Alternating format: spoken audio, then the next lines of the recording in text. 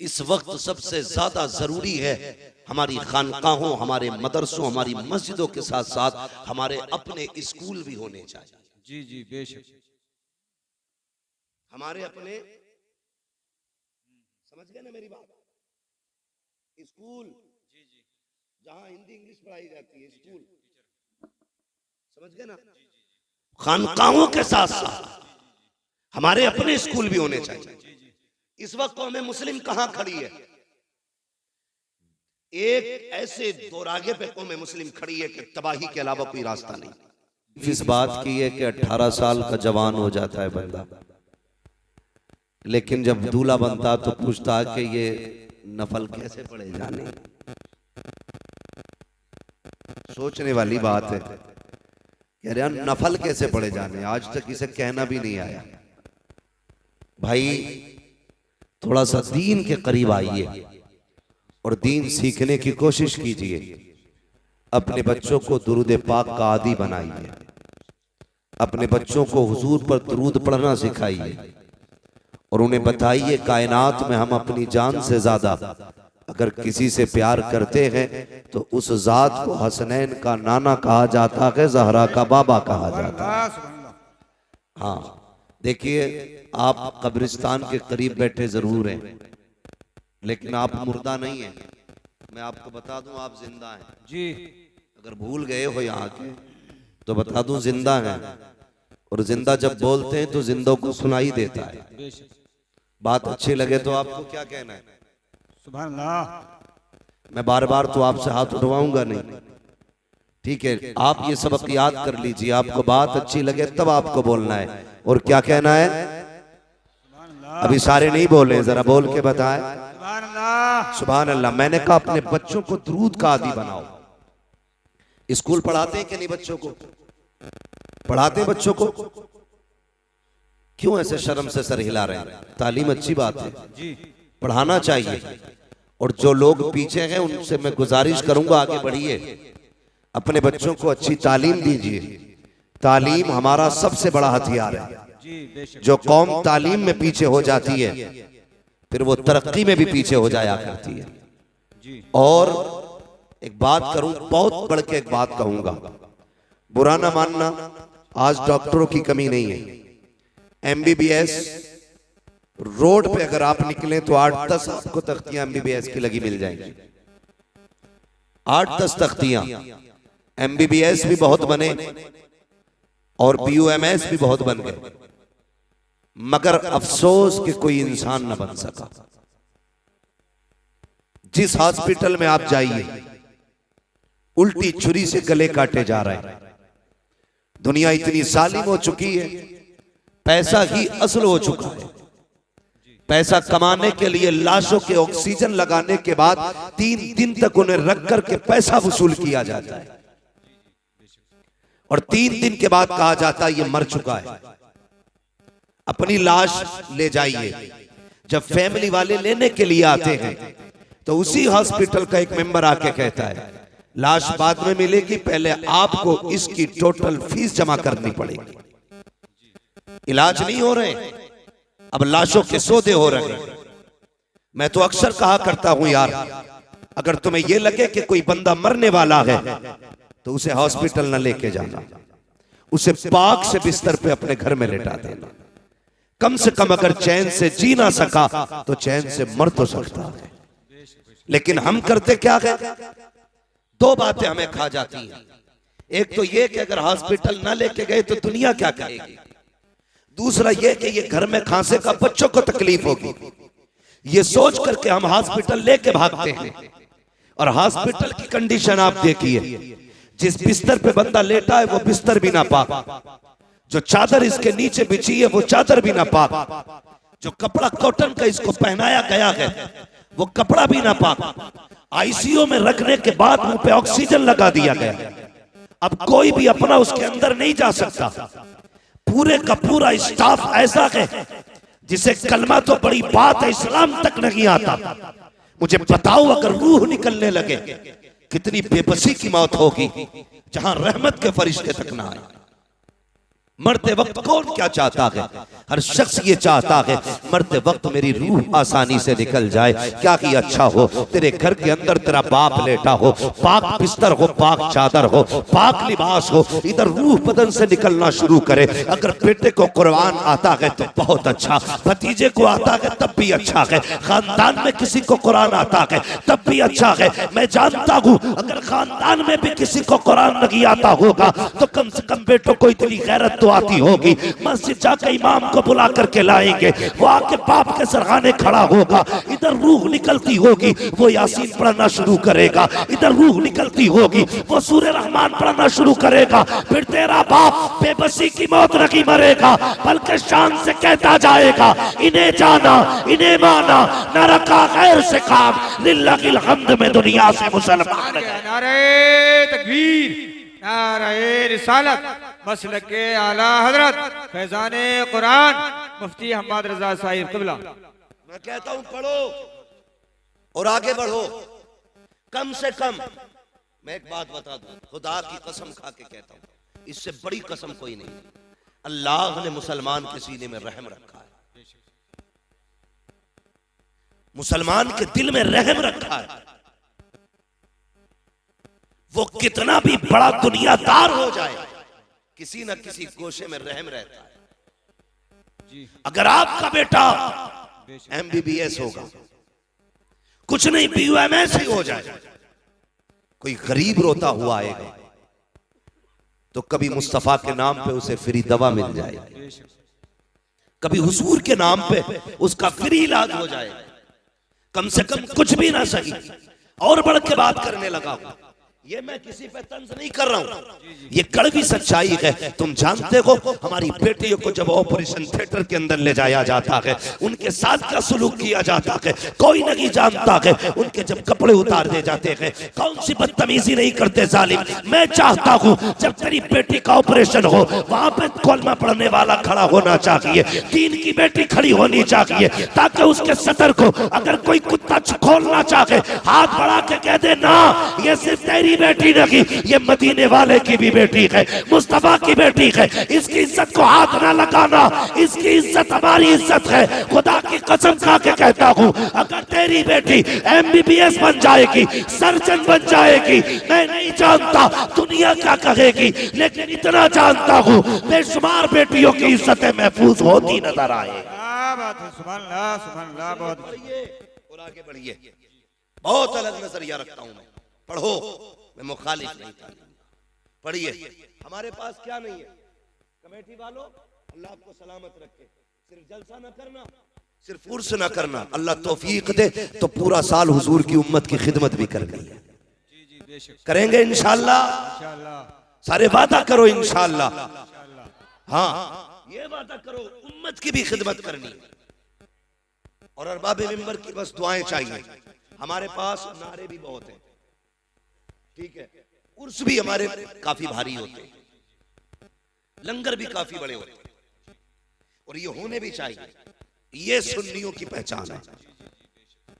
मैं खत्म करने की बात नहीं करता, ये सुन्नियों की पहचान है। लेकिन मजा तब है आज मौलवी साहब के नाम का उर्स सजा के बैठे, अल्लाह करे कल मौलवी साहब की तरफ से किसी गरीब बेटी का घर भी तुम बसाने के लिए खड़े हो जाओ।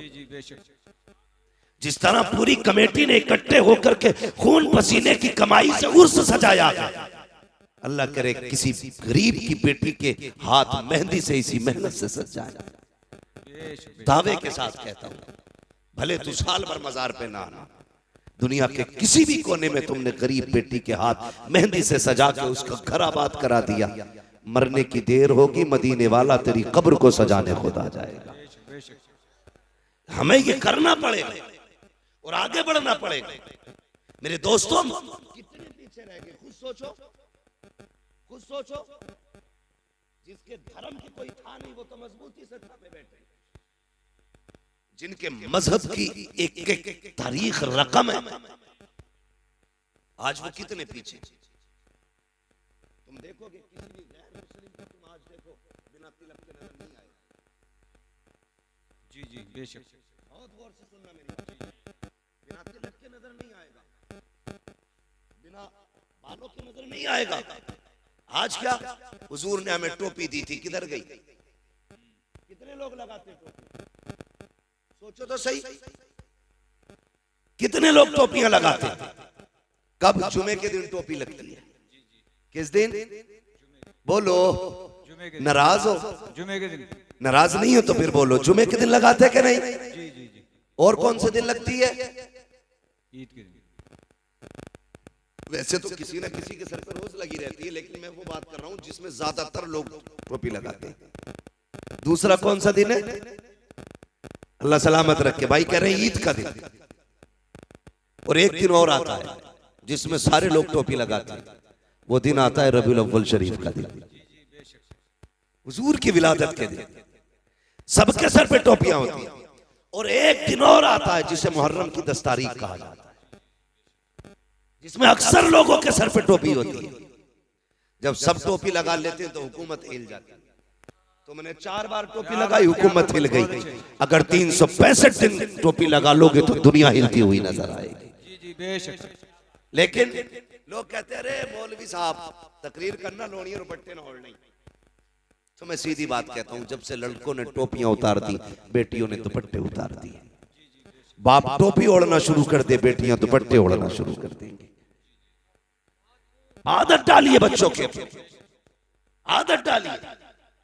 गलत मैसेज मत लेके जाना, मेरी बात का ये मत निकालना मैं किसी को सताने आया था, दिल तोड़ने आया था। मैं बताना चाहता हूं, आज शादियां आप देखिए, शादियों में जाओ तो शरीफ आदमी खड़ा नहीं हो सकता। भाई कितने में किया होटल बुक के? 2 लाख में, 5 लाख में। और एक इज्जतदार आदमी अंदर एक लुकमा नहीं खा सकता। हजरत को ले जाना, टहल टाल के बाहर आ जाएंगे, क्योंकि वहां जितने खा रहे हैं सब बैलों की तरह घूम घूम के खा रहे हैं। नीचे बैठ के खाने वाले को तो पागल समझा जाता है। और अजीब लोगों का सिस्टम है। एक ने तो कारी असगर साहब एक ही प्लेट में बिरयानी भी डाली, कौरमा भी डाला, जर्दा भी डाला, कोल्ड ड्रिंक थी, वो दूसरे हालात में पकड़े पड़ा। अब वो खाए कैसे? हालात देखिए। जी जी बेशक। और प्लेटें वो कई जगह पे फाइबर वाली, वो फटी कपड़ों पे। बारात आफत में बदल गई। बेशक। हमने 4-4 लाख के मैरिज हाल तो किए, हमने 10 रुपए का दस्तरखान नहीं बिछाया। हमने 10-10 लाख लगा करके दुनिया की शोहरतें हासिल की। क्या कि अच्छा होता जमीन पे बैठ के मुस्तफा की सुन्नत को जिंदा किया होता। क्या कि अच्छा होता। लो एक बात और बता दो, जो खड़े होके खाते हैं उनकी बरकतों का मामला ये है, उसमें डबल खर्चा आता है। जो बैठ के खाते हैं उसमें आधा खर्चा आता है। लोग कहते हैं ये फेंकने में जायक हुआ है, मैं कहता हूं नहीं, तुमने सुन्नत मुस्तफा छोड़ी इसलिए बरकतें उठा दी गई। तू बैठ के खा, खुदा की कसम जितने खाने में एक बारात का भला होगा उतने खाने में अल्लाह 2 बेटियों के घरों को आबाद करेगा। नारे तकबीर, नारे रिसालत, मसलक के आला हजरत मुफ्ती हम्माद रजा साहिब क़िबला। बात खाने की आ गई तो एक और कह दूं, कार्ड आता, कार्ड एक आदमी की दावत है तो मोटरसाइकिल पे 3 बैठ के जाते हैं। समझ रहे मेरी बात? ये बात गौर से सुनना। एक पे 3 बैठ के जा रहे हैं, रास्ते में दोस्त मिल गया, उससे कहते तू भी टंग जा। कई लोगों की ये कंडीशन है, देखी ताहिर भाई के पैर रखने जगह नहीं, ऐसे चिलगाड़ी बनी गई।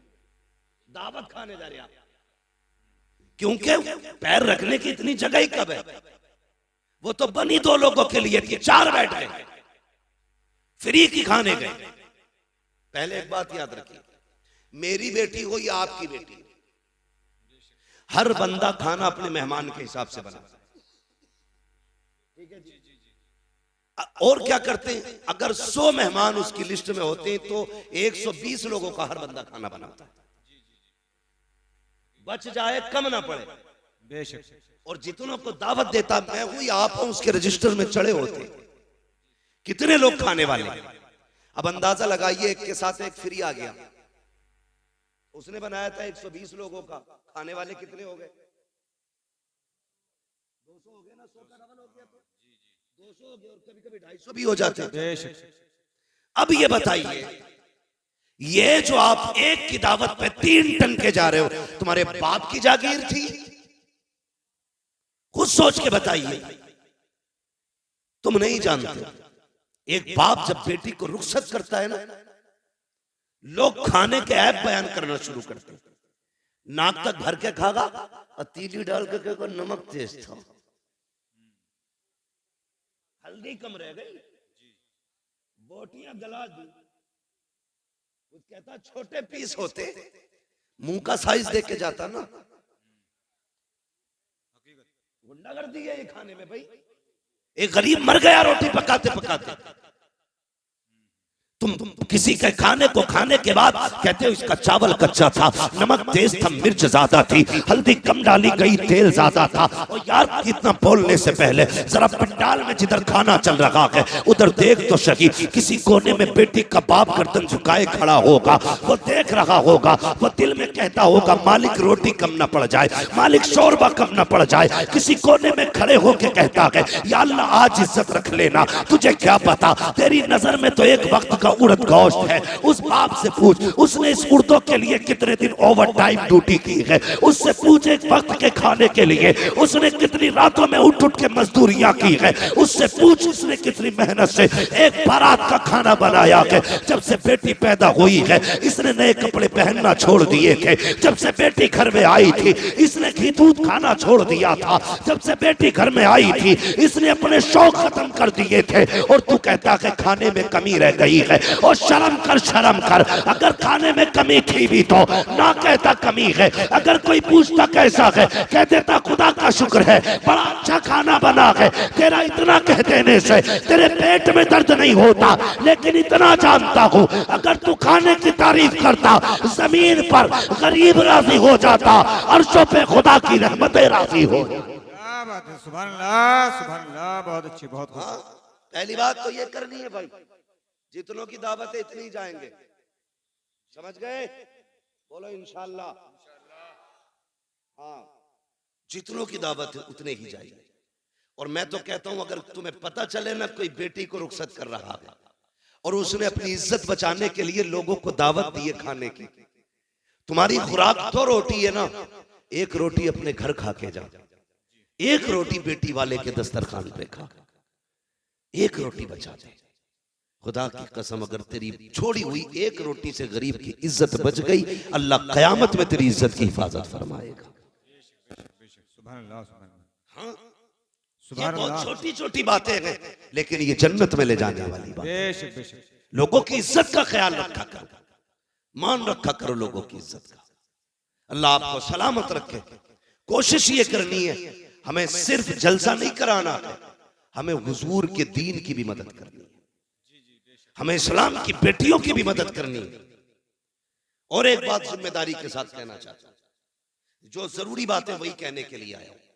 कोशिश ये करें, मैंने भी मस्जिद देखी, अल्लाह सलामत रखे उन लोगों को जिन्होंने मस्जिदों को अपने घर से ज्यादा खूबसूरत बनाया है। और इतनी गुजारिश हो रही है जैसे तुमने पत्थर से मस्जिद को सजाया है ना, वैसे सजदे से भी मस्जिद को सजा लेना। बेशक।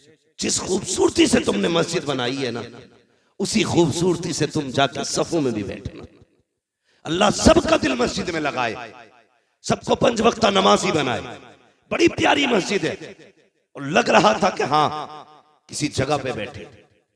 मगर मेरा एक मशवरा और है, इस वक्त सबसे ज्यादा जरूरी है हमारी खानकाहों, हमारे मदरसों, हमारी मस्जिदों के साथ साथ हमारे अपने स्कूल भी होने चाहिए। जी जी बेशक। हमारे अपने, समझ गए ना मेरी बात?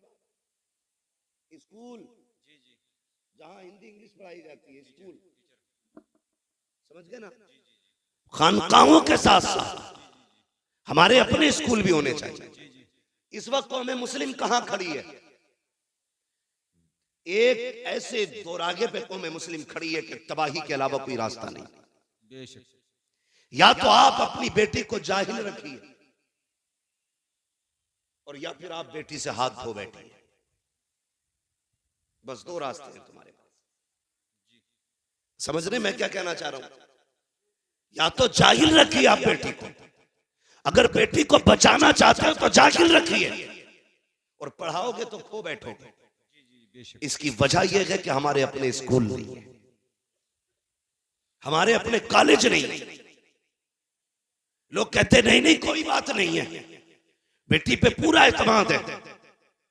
मैं बेटियों तक एक बात पहुंचाना चाहूंगा, खुदा की कसम सुनो, दुनिया में जो तुम्हारा बाप तुमसे प्यार कर सकता है वो तुमसे कोई प्यार नहीं कर सकता। बेशक बेशक। लेकिन कमी क्या की हमने? हमने अपनी बच्चियों को स्कूल नहीं दिए। वो ट्यूशन पढ़ने जाती हैं, वो स्कूल पढ़ने के लिए जाती हैं। ट्यूशन के नाम पे क्या होता है आप सोच भी नहीं सकते। इस्लाम दुश्मन ताकत है, पूरी प्लानिंग के साथ खड़ी है। तेरी बेटी को घर से कदम निकालने की देर है। मैं नहीं कहता तेरी बेटी गलत है, लेकिन उसे बिगाड़ने में ज्यादा देर नहीं लगती है। इसलिए कि इस्लाम के दुश्मन पैसे भी लिए खड़े हैं, ऐश के सामान भी लिए खड़े हैं, पूरी मदद भी उनके साथ है। जो लड़कियां चाहती हैं वो हो जाता है, इसलिए कि पावर ताकत उनके साथ है। क्या कर सकते हो तुम? कुछ नहीं कर सकते। तुम्हें बताऊं दिल रोया जब मैंने एक वीडियो के अंदर देखा, हमारी बेटियां ट्यूशन पढ़ने गई तो वहां के पढ़ाने वाले उनके साथ बदतमीजियां कर रहे हैं। उनको दो लड़कों के बीच में बैठाया जाता है, दो लड़कों के बीच में एक लड़की बैठी होती है। हम ये सोचते हैं बेटी पढ़ने गई है, अरे मती मारी गई है हमारी, हम किस जगह पे चलने लगे हैं? आंखें बंद करके बैठे हो। कल जब बेटी चली जाती है, सोनू मोनू के साथ सोती है, फिर सर पीट के रह जाते हो। कैसे पलट के आएगी? गई हुई इज्जत कभी आया नहीं करती, जाने वाली आबरू कभी लौट के नहीं आती है। जैसे कबान से निकला तीर कभी वापस नहीं आता, जबान से निकली बात कभी वापस नहीं आती है, घर से निकली इज्जत कभी वापस नहीं आया करती है। जब बेटियां बेआबरू हो जाती है, कितना तड़प लो कुछ नहीं होगा। अगर इज्जतें चाहते हो, अपने स्कूल बनाओ, अपने कॉलेजेस बनाओ, उनको तालीम दो और दुनिया को बता दो हम करबला वाले हुसैन के मानने वाले हैं। खानकाहे भी हम बनाएंगे, स्कूल भी हम बनाएंगे। नारे तकबीर, नारे रिसालत, मसलके आला हजरत फैजाने हुजूर ताजुल शरिया, रज़वियों की तकरीर, नबी के दुश्मनों की फूट गई तकदीर। समझ रहे मेरी बात? ये भी कोशिश करो खान साहबो, तुम्हारे अपने स्कूल होने चाहिए और फख्र से कहो हमारा अपना स्कूल है। क्या इनके नकाब नहीं उतारे गए स्कूलों में? दुनिया गूंगी बनी रही, मुझसे बर्दाश्त नहीं होता। मौत एक बार आनी है, एक बार मरना है। और याद रखिएगा किसी ना किसी को तो कुर्बान होना पड़ेगा, किसी ना किसी को तो मरना पड़ेगा। मेरी बात सुने, हमारी बेटियों के नकाब उतारे गए स्कूल में एंट्री से पहले। ड्रेस के नाम पे उनके कपड़े उतार दिए गए। तुम्हारे अपने स्कूल होंगे, किसी की मां ने दूध नहीं पिलाया है, किसी की बेटे की कोई जूती उतार सके। कपड़े तो बड़ी बात, अपने स्कूल बनाओ, शौक कम करो, होटलों में नाश्ते कम करो, इस पैसे को बच्चों के मुस्तकबिल पे लगाओ। मुजफ्फरपुर के अंदर एक बच्चे को पिटवाया जाता है, ये मुस्लिम है। हमने थोड़ी देर बैठ के मोबाइल में देखा और ये कब बुरा हुआ? तुमने क्या किया कौम के लिए? अगर ये बुरा हुआ तो क्या दिया तुमने? दिल रोता है। मैं सुन्नी हूं, मुझे वहां भी कोई ना समझे जी, मगर तकलीफ होती है। खानकाहों में जाना हमारा वतीरा है, बुजुर्गों के कदमों में बैठना हमारी इज्जत है। जी बेशक। लेकिन कई बार ऐसा मैंने देखा है, खानकाहों में इतनी ऊंची गोलकें लगी हैं, उसमें पैसे डालने जगह नहीं होती, उंगलियों से ढकेल ढकेल के पैसे भरे जाते हैं। उन पैसों को गिनने के लिए लोगों के नंबर नहीं आते हैं। और यार कभी वही पैसा उठा करके बच्चों के मुस्तकबिल पे लगाओ, स्कूल कॉलेजेस पे लगाओ। खुदा की कसम खा के कहता हूँ, खानकाह में पैसा दोगे तो शायद 10-20 का पेट भरेगा। अगर यही पैसा तुम अपने बच्चों के मुस्तकबिल पे लगा दोगे, 10-20 का नहीं बल्कि 10-20 सदियों का अल्लाह भला फरमा दे। सुभान अल्लाह, सुभान अल्लाह। बहुत अच्छी, बहुत अच्छी, बहुत खूब, बहुत खूब। जिस तरह बिगड़ा है ऐसा की उन्हीं को जाम मिलता है जिन्हें पीना नहीं आता। जी जी बेशक। उन्हीं को जाम मिलता है जिन्हें पीना नहीं आता। माशाल्लाह, मेरी बात सुने, कई गलत नहीं है, कारी बाकिर साहब, कारी असगर अली साहब, ये उलमा मदरसे से जुड़े लोग जानते हैं, तनख्वाहों को कई कई महीने हो जाते हैं। इमाम की तनख्वाह कितनी रहती है मस्जिदों में? 10,000 12,000 है, इतनी तनख्वाहें रहती हैं। उसमें भी क्या होता, अगले महीने ले लियो, मारी जा रही है कि तनख्वाह तुम्हारी, हम भाग रहे हैं क्या? कुछ सोचो। ये 12,000 की तनख्वाह देने में पूरी कौम ऐसी बातें करती है। पहली बात तो ये कहूं, जब वक्त हो जाया करे तनख्वाह एक दिन पहले ही दे दिया करो। जिस तरह तुम्हारे बच्चे होते हैं उसी तरह इमाम के भी बच्चे। कोई ये ना समझे इमाम साहब बुलवा रहे हैं मुझसे, पहले सुन लीजिए, कभी पता चले अगले दिन दोनों इमामों की छुट्टी कर दो। वो नहीं है। ये सारी बातें मैं अपने दिमाग से और अपनी जरूरत के पेश नजर ये बात कर रहा हूं, जिसकी मैं जरूरत महसूस करता हूं। हाँ, इमामों की तनख्वाहें बेचारों की 6-6 महीने लेट है। उनके भी बच्चे हैं, वो भी बीमार होते हैं, उनकी भी दवाइयां हैं, उनके भी शौक हैं। लोग कहते हैं दिल नहीं लग रहा नमाज में, लगेगा कहां से, तनख्वाह तूने दी नहीं। उसके घर आ गई है भतीजे की शादी, बीवी ने कहा इमाम साहब की सूट तो जरूर बनेगा, तो वो फजर में भी खड़ा है ना, दुनिया सो रही है, वो हिसाब लगा रही है कहां से लाऊंगा, तो तेरा दिल लगेगा नमाज में? खुद बताना। वो कह रहे अल्लाह अकबर, उसके बाद कह रहे पता नहीं उस दुकान पर 1700 का मिलेगा, वहां 1800 का, वहां 2100 का, वो भी पैसे मिले भी नहीं है, किससे उधार लूंगा। ये सारा हिसाब जब फजर में लगेगा तो दिल लगेगा नमाज में? जरूरतें पूरी कर दो। जब वो खड़ा हो ना, उसका दिमाग दुकान पे न जाए, उसका दिमाग सीधा अल्लाह की बारगाह में चला जाए। बेशक बेशक। हाँ, मैंने बड़े बड़े पैसे वालों को ऐसे जेब में हाथ डाल के कहते देखा, अरे यार इमाम साहब थोड़ी देर पहले कहते, अभी तो कलवा ले गया, इसका कलवा भी जरूरत पे आता। जी जी। हाँ, ये बड़ा यार एक मिजाज बना लिया लोगों ने। किसी ने किसी का, अरे थोड़ी लेट हो गए भाई तुम, अभी 5 मिनट पहले कह दे। क्या आदतें बन गई? आदतें झूठ और मक्कारी फितरत हो गई हमारी। फितरत है, किसी का इंतकाल हो जाए और तुम ना बताओ, फिर वो पूछे यार तुम जोहर में नहीं थे, यार दफन में गया था, अरे यार मुझे क्यों नहीं बताया, मैं भी जाता। फर्ज कर लो अगर जाते टाइम बता दो चलेगा, अरे यार क्या बताऊं वो बकरा बीमार है ना, मैं भी चलता। मतलब करना आसान ही है, जिधर से चाहो कान पकड़ लो। ये भी कोई जिंदगी है? जिसके साथ खड़े हो खुलूस के साथ खड़े हो, खुलूस के साथ, दिखावा नहीं होना चाहिए, मक्कारी नहीं होनी चाहिए। अरे इमाम साहब अब कहिए तुमने, अभी अभी कलवा आया था, सारी दे दी, चलो फिर भी देखेंगे, ये कह के जान बचा के निकल लेते है। अभी आ जावे तावीज देने वाला, एक बकरा लाइए, पैसे ना होंगे तो बीवी के जेवर गिरवी रख के बकरा ला, बकरा। अब तो देखो तरक्की कर ली सबने, पहले मुर्गा मांगते थे, बकरा मांगते, पूरा बकरा चाहिए।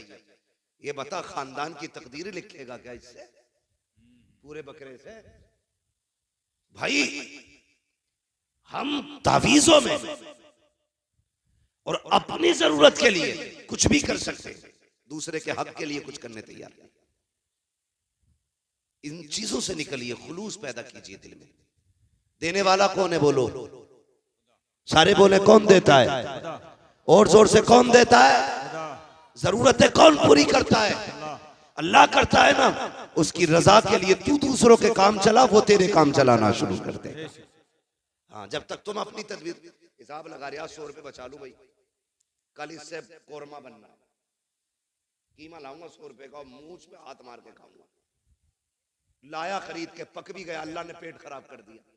अब टुक टुक देखते आ, ले भी आया, पक भी गया, खा नहीं सकते। अल्लाह कहता देख ये मेरी पावर है, हम अगर चाहे तो तेरे हाथ में कभी तेरे मुंह में नहीं जाने दे सकते। जी बेशक, हाथ में भी। और कहता जो हम पे भरोसा करता है ना, हम उसे वहां से देते जहां से वो सोच भी नहीं सकता है, बेशक बेशक, सोच भी नहीं सकता है। इसलिए मेरी गुजारिश है जहां जरूरत है वहां इन्वेस्ट करो। बेशक। लेकिन आज सबसे बड़ा तो दबंग वही है ना जो सबसे ज्यादा इमाम को डरा के रखे। और इमामों से भी हाथ जोड़ के गुजारिश है, प्रधान आ जा तो सराहना ना छोड़ा करो, तुम इमाम हो, हाँ, ये भी मामलात खराब हैं। प्रधान आ गए तो जगह छोड़ दी, कोई गरीब आ गया तो हिलने ही तैयार नहीं। अपना भी समझो एक ही सफ में खड़े हो गए महमूद व अयाज, ना कोई बंदा रहा ना कोई बंदा नवाज। प्रधान भी है, खड़ा हो लाइन से। कौन है तू? मैं वो हूं जो गांव का प्रधान है, मैं मुखिया हूं, मैं जमींदार हूं। होगा तू, मैं मस्जिद का इमाम हूं। तेरी रसाई कहां तक है? थाने तक। मेरी रसाई खुदा तक है। तू थाने कब जाता है? जब दलाली का नंबर हो। मैं खुदा तक कब जाता हूं? दिन में 5 बार लेके जाता हूं। पावर देख अपनी, और तू भी डट के खड़ा हो। अगर कोई कहे इमामत करनी है, मेरी सुननी है, छोड़ दे मुसल्ला, कह देना। भूखे रह सकते हैं, इज्जत के सौदे नहीं कर सकते। और कई लोग ना इस चीज को इनकिसारी कह देते हैं, ये बड़ी आजिज़ी है। ये आजिज़ी नहीं है, चापलूसी है। तेरे पास वो चीज है जिसके बदले में दुनिया की कोई दौलत नहीं लग सकती। रब ने तेरे सीने में कुरान दिया है, इसकी बदल में कोई शय नहीं हो सकती है। बैठ डट के बता दुनिया को तू कौन है, बताना। हाँ, जो 4 लाइनें इंग्लिश में याद करते लोग उसके आगे खड़े होकर सल्यूट मारते। तूने तो 30 पारे कुरान के सीने में सजा रखे, लेकिन हम उसकी इज्जत नहीं करते। आगे लौटाना हुआ, ये सपना बिछी, निकालो इन्हें। 5 मिनट लेट थे फजर में, इमाम 5 मिनट लेट हो जा तो इमामत से हटा दिया जाता है। तेरा बेटा 5 महीने से मस्जिद में नहीं आया, तुझे निकाला किसी ने मस्जिद से? नमाज तो सब पे ही फर्ज है ना, ये इमाम पे ही फर्ज है भाई। बोलो, ये नौजवान लोग डर रहे हैं क्या? मैं नहीं कहूंगा, सब पे फर्ज है। सब पे फर्ज है ना नमाज, सब पे ही फर्ज है ना। तो ये जो सुबह सुबह जाके इमाम की खाट उल्टी करते हैं, इनकी जिम्मेदारी है घर से निकले तो बेटों की खाट उल्टी पहले करें, उनका हाथ पकड़ के मस्जिद में लाओ। अपने लल्ला को चादर उड़ाते हो, इमाम की चादर खींचते हो, फिर कहते हो निकालो ही नहीं। मैं एक मशवरा देके जाऊंगा, आपकी वो तो मर्जी है, कोई भी कैसे करे। मैं नहीं जानता आपके यहाँ का हिसाब कैसा है। मस्जिद अच्छी है तो यकीन है कि लोग भी अच्छे होंगे। हाँ, मैं सोचता हूँ मस्जिद देखी तो मुझे लगा लोग भी अच्छे होंगे, लेकिन एक फ्री में मशवरा दे रहा हूँ, इमाम को निकालने की जिम्मेदारी अपने सर मत ले लेना, वरना हो सकता पूरी जिंदगी आपको भटकना पड़े। कभी किसी आलिम की बद्दुआ मत लेना, वरना खैरियत नहीं है। कोशिश ये करना, माना के हाफिज तेरा भतीजा है, चचा है, भाई है, बेटा है, उसे अपना बेटा ना समझ, मुस्तफा का वारिस समझ के उसकी इज्जत किया करो। अल्लाह तुम्हें उसका सवाब अता फरमाए। तो मैं ये कह रहा था, जहां जिस शय की जरूरत है वहां वो लगाओ। आज हमारे मदरसों की तनख्वाहें मुदर्रिसों की नहीं गई, वहां कोई पैसा देने नहीं जाता, और गोला के नाक तक भरी पड़ी है। नोटबंदी हुई ना तो बोरियों में से गले हुए नोट निकल रहे थे, करेंसी गला दी कई कई करोड़ों रुपए की। अगर वही पैसा मदरसे वालों पे होता तो कितने कुरान वाले पैदा होते, कितने हदीस वाले होते, कितने तजवीद वाले होते, कितने तफसीर वाले होते। खुदा की कसम हर घर में कुरान का दरख्त लगा हुआ था। इसलिए जहां जरूरत है वहीं पे पैसा लगाइए, अपने बच्चों को आगे बढ़ाइए। कमेटी वालों, जलसे के साथ साथ हमें बस्ती भी देखनी है, हमें हुजूर की उम्मत के गरीब भी देखने हैं, हमें बेटियां भी देखनी है, अपनी सोसाइटी को भी आगे बढ़ाना है। अगर जरूरत पड़ी तो स्कूल भी देंगे, जरूरत पड़ी तो कौम के लिए अस्पताल भी बनवाएंगे। कोशिश ये करेंगे जो गरीब लोग हैं हुजूर की उम्मत के, उन्हें मुस्तफा के नाम पे फ्री दवाएं मिलनी चाहिए। करेंगे नहीं, लेकिन करते नहीं लोग, सारा पैसा एडवांस रखते हैं। अल्लाह कहता रख, कितना रखेगा? एक फोड़ा निकालूंगा भेजे में, एक ऑपरेशन 10 लाख का बैठाऊंगा, दूसरा कमर में निकालूंगा 20 लाख का ऑपरेशन, वो 4 फोड़ों में तुझे रोड पे ले आऊंगा। वो कहता है यही दौलत गरीबों पे लुटा, फिर देख मैं तुझे मौत भी ऐसी दूंगा कि तुझे मरते वक्त मौत का एहसास नहीं होने दूंगा। सौदे तो करो रब से यार, सौदे तो करो। इसलिए मेरी गुजारिश है, आप अपने पैसे को भलाई की जगह लगाइए, जरूरतमंदों पे खर्च कीजिए, जो जरूरतमंद नजर आए उन पे पैसा खर्च करें। अल्लाह ताला हमारी कौम को दिन दूनी रात चौगुनी तरक्की अता फरमाए। और एक बात बता दूं, जब भी हुजूर पे दुरूद पढ़ने की बारी आए ना, कंजूसी नहीं करनी। क्या नहीं करनी है? कंजूसी। क्या नहीं करनी है? कंजूसी। कंजूसी समझते हैं ना जी। मैं आप ही के इलाके का हूं, आप ही की जबान बोल रहा हूं। कंजूसी नहीं करनी है, बल्कि जब हुजूर पे दुरूद की बात आए तो फिर खुल के हुजूर के नाम पे दुरूद पढ़ना, बेशक बेशक। बढ़ के हुजूर के नाम पे दुरूद पढ़ना। आपको लंगर भी खाना, कितनी डेगे बनती हैं? कई बनती है खिचड़े की 4-5 डेगे बनती। जी जी जी। अल्लाह सलामत रखे। और हमारा तो अकीदा ये इन्हीं लंगरों पे हमारी नस्लों के गुजारे। क्या बात है, बेशक। बरेली से आवाज आती है, तेरे टुकड़ों पे पले गैर की ठोकर पे न क्या डाल, बात है। झिड़कियां खाए कहां छोड़ के सदका तेरा। तो बच्चों की आदत डालिए दुरूद पढ़ने की। ये जो चुप रह गए ना, इनके बाप ने दुरूद पढ़ना नहीं सिखाया था। ये जो खामोश रहे दुरूद के मौके पर, इनको पढ़ना नहीं सिखाया था। तुम जानते हो दुरूद पाक की बरकत कितनी अहम है। कभी सोच भी लिया करो, अपने बच्चों को दुरूद का आदी बनाओ। अगर बच्चा स्कूल जाए, ड्रेस में देर होती है, माँ कहती ले बेटे ये रहा मोबाइल, थोड़ी देर गेम खेल, अभी नाश्ता बना के लाती हूँ, अभी पराठा बना के लाती हूँ, अभी ड्रेस उठा के लाती हूँ, अभी तेरे जूते लेके आ रही हूँ। बच्चों के हाथ में मोबाइल दे के जाते हो। अपने बच्चों से कहो बेटे नाश्ते में 10 मिनट लगेंगे, 10 मिनट तक मुस्तफा पे दुरूद पढ़ना शुरू कर दो। तुम्हारे बच्चे 10 मिनट दुरूद पढ़ेंगे। दावे के साथ कहता हूँ, और यार सुनो तो सही, रोज जब तुम्हारे बच्चे हुजूर पे 10 बार दुरूद पढ़ेंगे, किसी दिन तो हुजूर पूछेंगे ये किसका बेटा है जो रोज दुरूद पढ़ता है, ये किसका लाल है जो रोज मुझे सलाम भेजता है, ये किसका बेटा है जिसने मुझ पे दुरूद भेजा है। कोई कहेगा आरिफ का बेटा है, कोई कहेगा अकिल का बेटा है, कोई कहेगा अब्दुल रऊफ का बेटा है, फरिश्ते कहेंगे अब्दुल रहमान का बेटा है। खुदा की कसम, उनकी बारगाह में अगर तेरा नाम आ जाएगा, समझ लेना बेड़ा पार हो जाएगा। इसलिए आदि बनाओ बच्चों को। हम तो दुरूद से दूर हैं, सलाम से दूर हैं, पर कहते तो देखो अल्लाह अकबर। एक बहुत बड़े पाए के बुजुर्ग हैं, सफर कर रहे हैं, वक्त असर का था, वुजू करने की चाहत हुई, चाहते थे नमाज पढ़े, लेकिन इस कसरत से पानी नहीं था जितना आज पानी है। हर जगह पे टंकी लगी है, प्रधान ने टंकियां बनवा दी, अब कोई टोटी बंद करने तैयार नहीं है। खुला है तो खुला है पानी। और मेरे भाई इस्लाम ने बताया था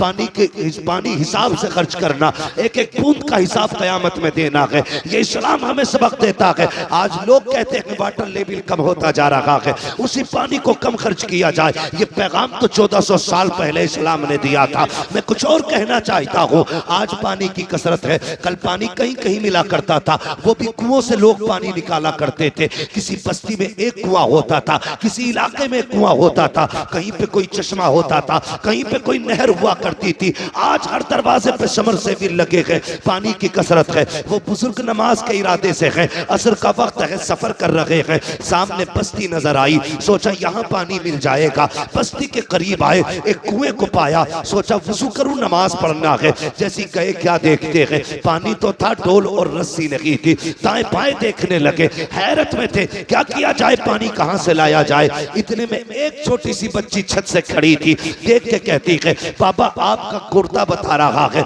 आपका मामा बता रहा है, आप कोई अल्लाह वाले हो, आप कोई आलिम दीन हो। हाँ बेटी, कहा क्यों परेशान हो, कब वुजू करना है, नमाज पढ़नी है, कब फिर देर किस बात की है, कब बेटी पानी कुएं में है और कुआं गहरा है, कोई रस्सी नहीं है, डोल लगी है, पानी कैसे निकालूं, जब पानी निकलेगा तब वुजू होगा।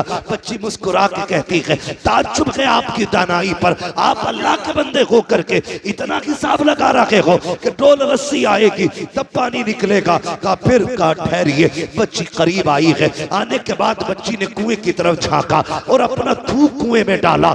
जैसी थूका है, पानी किनारे पे आके रुक जाता है। कहती बाबा अब वुजू भी कर लीजिए, नमाज पढ़ लीजिए। उन बुजुर्ग ने पानी भरा, नमाज पढ़ी है। उसके बाद कहते हैं बेटी बता तो सही, तेरी उम्र इतनी है, तूने कोई नमाज भी नहीं पढ़ी होगी, तुझ पे भी रोजे भी फर्ज नहीं हुए होंगे, तुझ पे अर्ज भी फर्ज नहीं होगा, लेकिन ये तो बता बेटी ये कमाल कहां से लेके आई है, तूने पानी में थूक दिया, पानी ऊपर आ जाता है। बच्ची ने कहा था बाबा जाइए, ये अंदर की बात है, राज में रहने दीजिए। कहा नहीं बेटी बता तो सही, ये कौन सा अमल किया है तूने कि तेरे थूक में इतनी पावर है। पानी किनारे पे आ गया।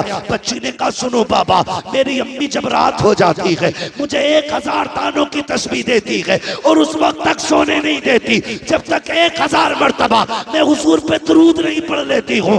ये सजदों का कमाल लगी, ये मुस्तफा पे दुरूद पढ़ने के कमाल से पानी। क्या बात है। नारे तकबीर, नारे रिसालत, मसलक के आला हजरत, नबी के गुलामों की शान, जन्नत के हैं मेहमान, मुफ्ती हम्माद रजा साहिब क़िबला। आदत डालो दुरूद पढ़ने की। अपने बच्चों को दुरूद पाक सिखाओ। सिखाएंगे इंशाल्लाह, सिखाएंगे इंशाल्लाह।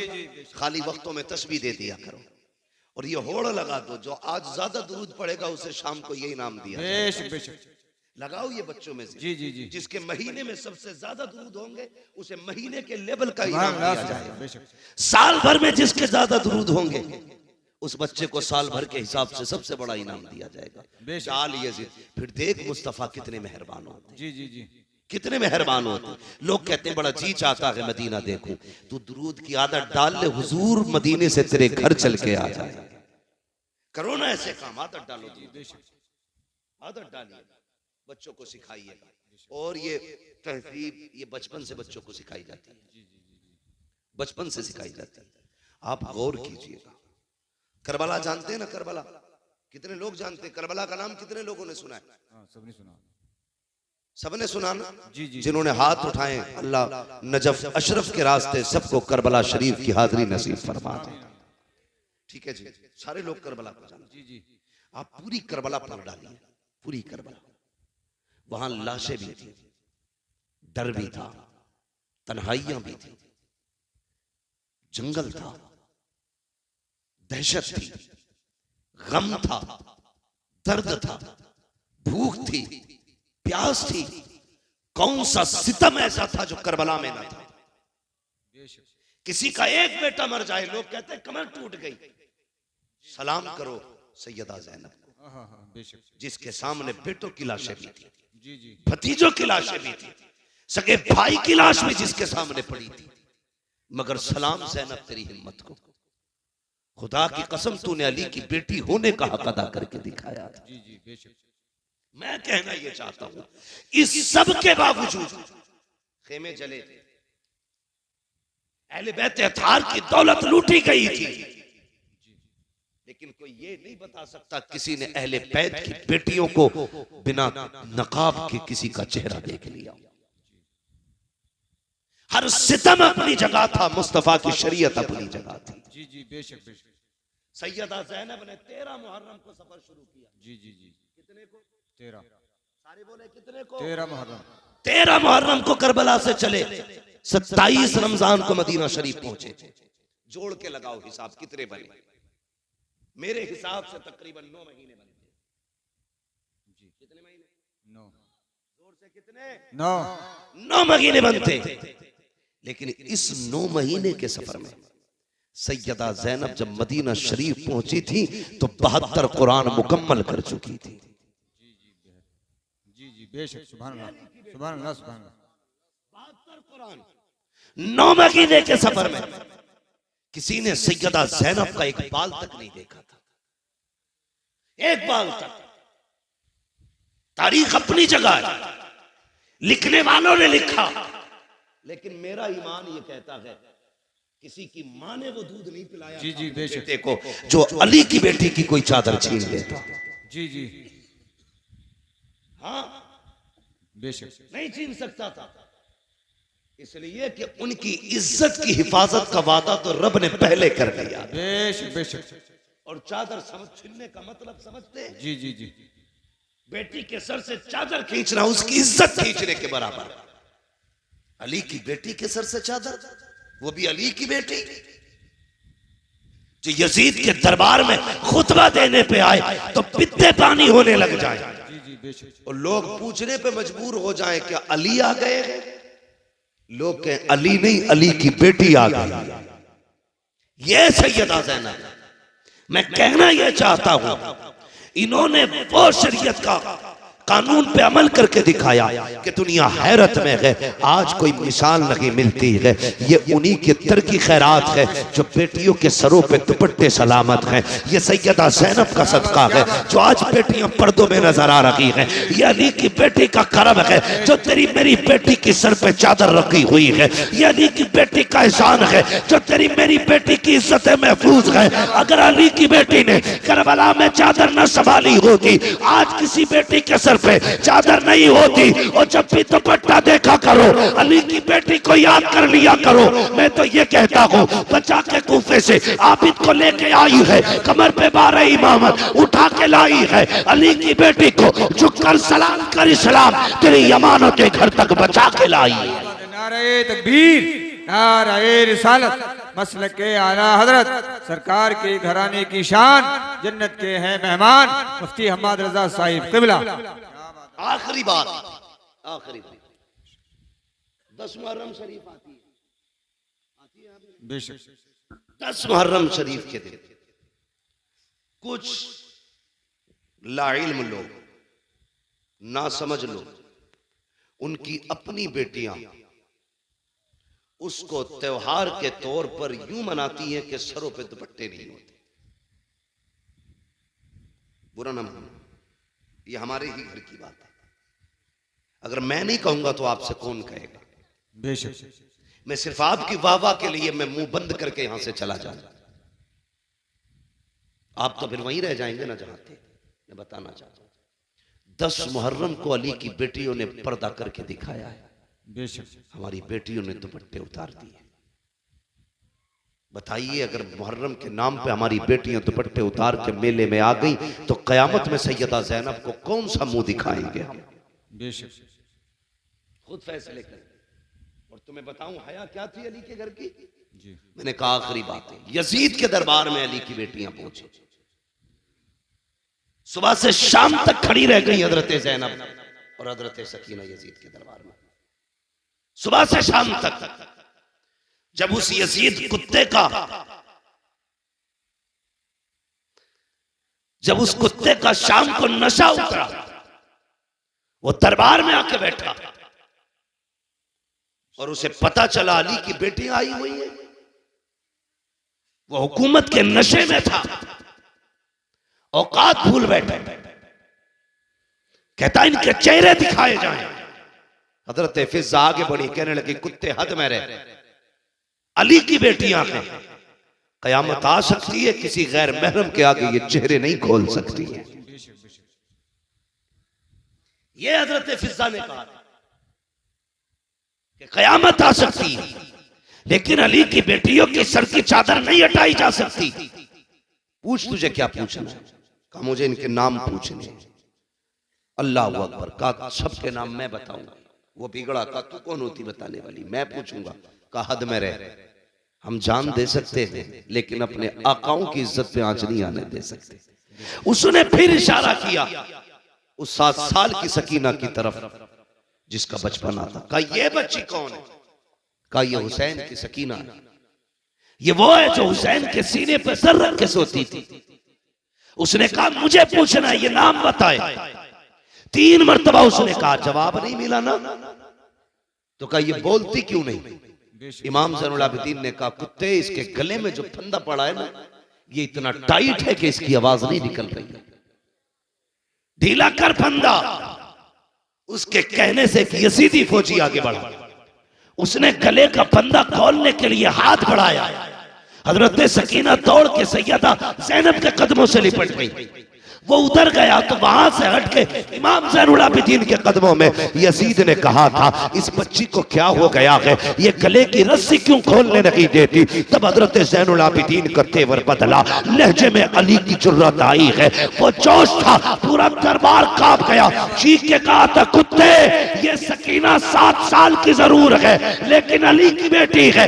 ये मर तो सकती है लेकिन गैर महरम का हाथ इसके गले को लग जाए, ये दोबारा नहीं कर सकती। बेशक बेशक अली की बेटी ऐसा पर्दा करे और तेरी बेटी 10 मुहर्रम को तमाशा करे, ये हुसैनियत है, ये यजीदियत है। अगर ऐसा तुम्हारी बेटियों ने किया तो कयामत के दिन कोई बचाने वाला नसीब नहीं होगा। अपनी बेटियों से कहना जैसी मुहर्रम का चांद नजर आ जाए, हर दरवाजे पे सबील का इंतजाम होना चाहिए, हर घर से लंगर बटना चाहिए, हर घर से कुरान की आवाज आनी चाहिए। जी जी बेशक। हर नमाज के बाद तिलावत करो, इतना कुरान पढ़ो कि जमाने को पता चल जाए कि जिस हुसैन ने नेज़े पे पढ़ के कुरान सुनाया था, उनके चाहने वाले आज जमीन को कुरान की खुशबू से मुअत्तर कर चुके हैं। बेशक बेशक। करेंगे इंशाअल्लाह, इंशाअल्लाह। पढ़ेंगे कुरान। जी। मेले में बच्चियों को भेजोगे? ना। बोलो, सब नहीं बोल रहे, कदाल में काला है। बच्चियों को भेजोगे मेलों में? उनको पर्दा सिखाइए, उन्हें बताइए कि कनीज़े फातिमा हो तुम, हया तुम्हारी सबसे बड़ी दौलत है। जी बेशक। हया तुम्हारी सबसे बड़ी दौलत है। अल्लाह ताला हम सबको करबला वालों की खैरात से माला माल फरमाए। आमीन आमीन। हम सबको मौला करबला